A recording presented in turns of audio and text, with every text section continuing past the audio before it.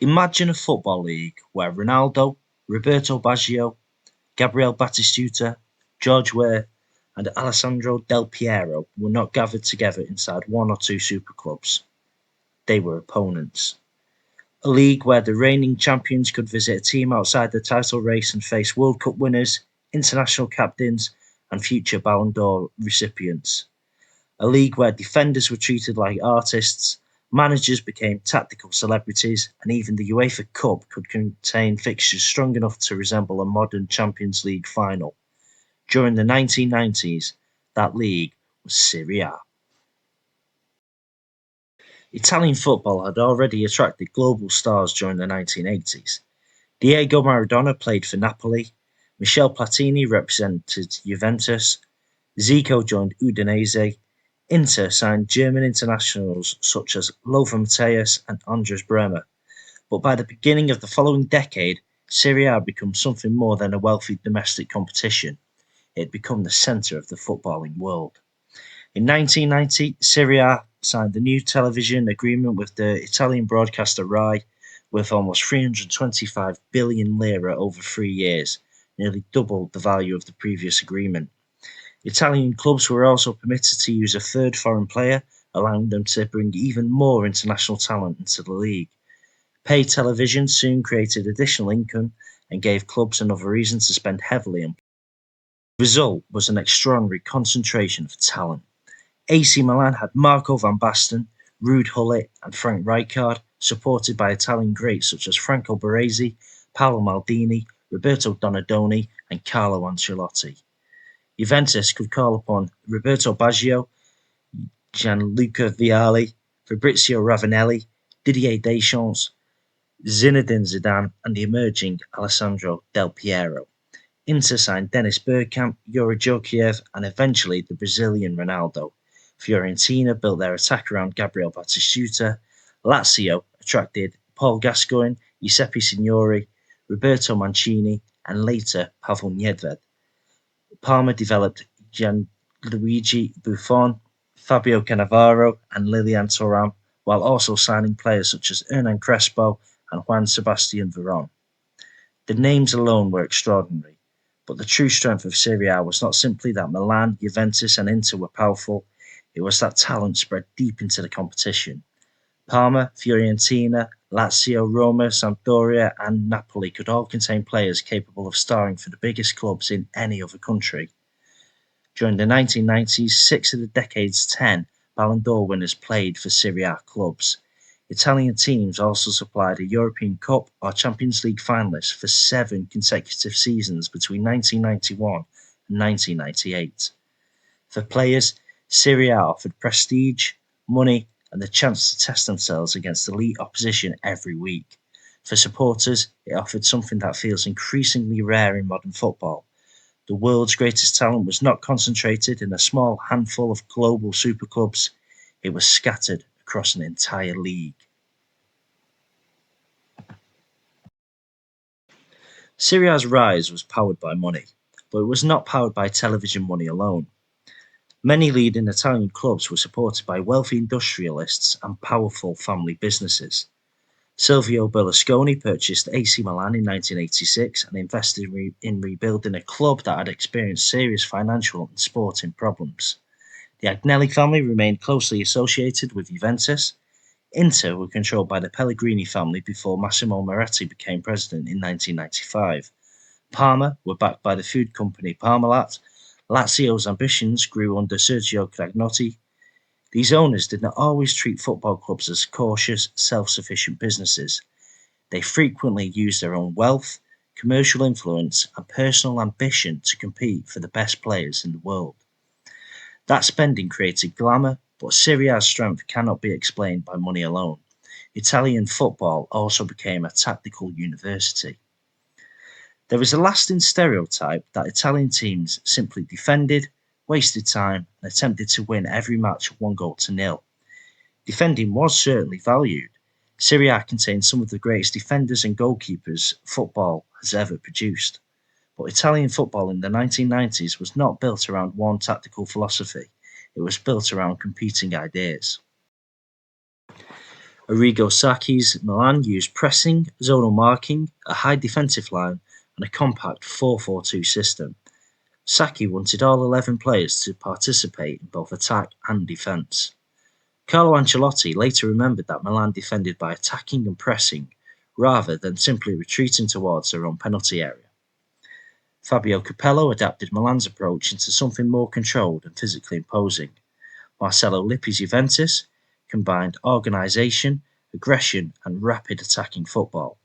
Giovanni Trapattoni remained a master of pragmatic tournament management. Fabio Scala used an innovative back three to turn newly promoted Parma into a European force. Zdeněk Zeman took the opposite approach, producing adventurous teams committed to attacking, movement and goals. This meant that players entering Serie A had to become tactically intelligent. A striker could not simply rely on pace. They faced disciplined defensive units, sophisticated marking systems, and defenders who studied their movement in detail. Midfielders needed to understand space, positioning, and tempo. Defenders were expected to read the game, not merely tackle. Managers prepared for opponents with extraordinary care. Every match became a tactical examination. That intensity helped Italian clubs in European competition because they were accustomed to facing different systems and solving difficult problems. The league therefore offered both extremes. It possessed immense individual talent, but it also demanded collective discipline. Serie A was glamorous enough to attract the greatest players in the world. It was difficult enough to make those players improve. The strongest evidence for Serie A's dominance can be found in Europe. In the 1989 to 1990 season, Italian clubs won all three major European trophies. AC Milan retained the European Cup, Juventus won the UEFA Cup, Sampdoria lifted the Cup Winners' Cup. It was the first time that clubs from one country had completed that European clean sweep in the same season. This was not one exceptional year, it was the beginning of sustained Italian supremacy. Between 1990 and 1999, Serie A clubs produced 7 UEFA Cup winners and 6 runners-up. Inter won the competition 3 times, Juventus won it twice during the decade, Napoli, Parma and other Italian clubs reached or won major finals. All Italian UEFA Cup finals became common because Serie A teams repeatedly eliminated the rest of Europe before eventually meeting one another. In 1995, Parma defeated Juventus in the UEFA Cup final. That victory represented Italy's 6th UEFA Cup triumph in 7 seasons. It also demonstrated the league's remarkable depth. Parma had only reached Serie A for the first time in 1990. Within a few years, they were defeating Italian champions and collecting European trophies. During the 1990s, Parma won 4 major UEFA Cup trophies. They lifted the Cup Winners' Cup in 1993, the UEFA Super Cup later that year, and the UEFA Cup in both 1995 and 1999. This was not a traditional giant relying on decades of European prestige. It was a newly promoted club building one of the strongest squads in world football. Sampdoria provided another example. They won the Serie A title in 1991 and reached the European Cup final in 1992, losing narrowly to Barcelona after extra time.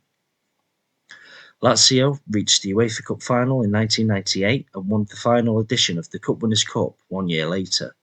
Fiorentina reached European semi-finals and competed near the top of Serie A with Batistuta leading the attack.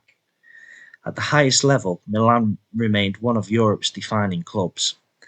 Sacchi's team won consecutive European Cups in 1989 and 1990.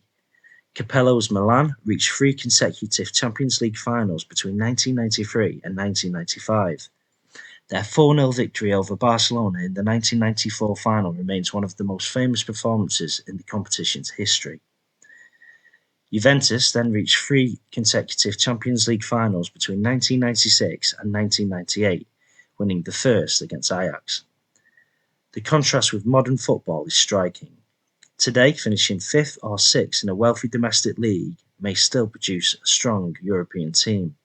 But in 1990s Italy, a club outside the Champions League places could contain some of the best players in the world and realistically win the UEFA Cup. This was why the league felt so deep. Winning Serie A required surviving an entire season of tactical and technical challenges. Winning in Europe often meant overcoming another Italian club that had already defeated everyone else. Serie A did not merely claim to be the best league in the world, its clubs repeatedly proved it. For British football supporters, Serie A's golden age was not a distant foreign story. It became part of the weekly routine. Channel 4 began broadcasting Italian football in 1992, partly because Paul Gascoigne had joined Lazio. Football Italia brought live Sunday matches and the Gazzetta Football Italia programme into British homes. The broadcasts continued on Channel 4 until 2002 and created a generation of supporters who developed an affection for Italian clubs, players, stadiums, and football culture. For many viewers, Serie A looked completely different from English football. The stadiums were enormous, the supporters created dramatic displays of flags, banners, and flares, the shirts appeared exotic, the players seemed impossibly glamorous. James Richardson presented the week's stories from Italian cafes and piazzas, surrounded by newspapers and discussing a league filled with characters. Serie A was football, but it also felt like another world. So why did that world begin to disappear? There was no single cause.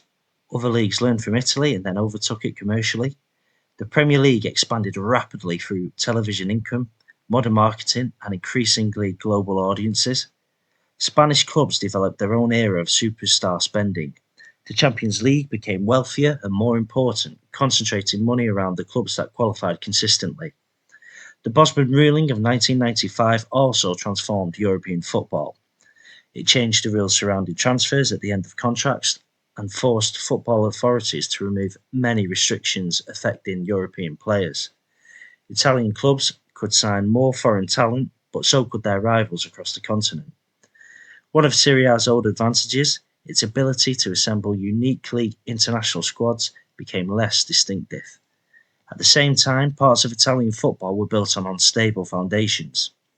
Several clubs depended heavily on wealthy owners or companies continuing to provide money. When those owners encountered financial difficulties or lost interest, the clubs were exposed. Parma's success had been closely connected to Parmalat, whose collapse later produced consequences far beyond football. Lazio's spending under Sergio Cragnotti created success but also debts. Other clubs repeatedly spent beyond sustainable levels. Italian stadiums also began to fall behind those in England and Germany. Many were owned by local authorities rather than the clubs themselves. Running tracks placed supporters far from the pitch. Facilities aged while delays and bureaucracy made rebuilding difficult. This reduced matchday income and made the television product less attractive as rival leagues modernised. Later scandals, particularly Calciopolo in 2006, damaged trust and accelerated the sense of decline, but the golden age had already been weakening before then. Serie A did not suddenly lose all its great players, managers or clubs. It gradually lost the financial and structural advantages that had placed it ahead of everyone else. So why did Serie A dominate the 1990s? Because it possessed a rare combination that no rival could fully match.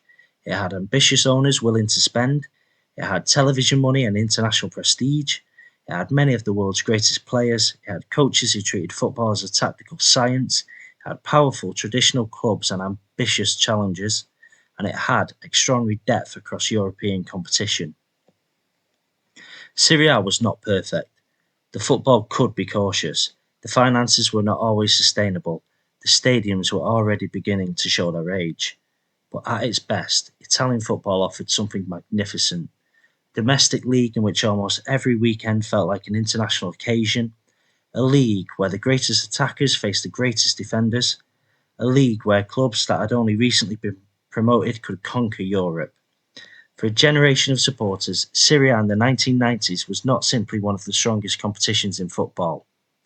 It was where the game's future seemed to be happening. And for several remarkable years, it was the best league in the world.